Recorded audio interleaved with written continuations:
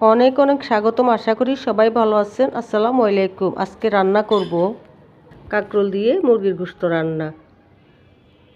মাঝে মধ্যে কিছু সবজি আছে মুরগির গোশত দিয়ে রান্না করলে খেতে অনেক ভালো লাগে। অফ ক্যামেরায় একটি কড়াইতে আমি প্রথমে তেল, গরম মশলা, পেঁয়াজগুলি দিয়ে ভেজে নিব।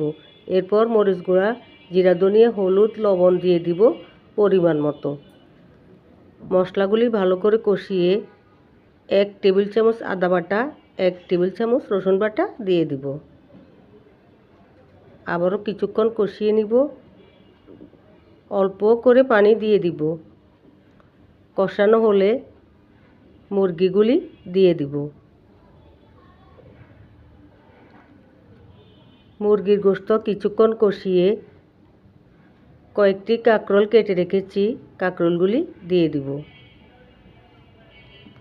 কড়াইতে জায়গা হচ্ছে না, তাই একটি পাতিলে ঢেলে নিব। ঢেলে নিয়ে কিছুক্ষণ ভালো করে কষিয়ে নিব। কষিয়ে নেওয়ার পরে অফ ক্যামেরায় পানি দিয়ে দিব। এভাবে কাঁকরোল দিয়ে মুরগির গোশত রান্না শেষ করে নিব। যদি আমার কাঁকরোল দিয়ে মুরগির গোশত রান্না ভালো লেগে থাকে, আশা করি সবাই পাশে থাকবেন, ভালো থাকবেন, সুস্থ থাকবেন। আল্লাহ হাফেজ।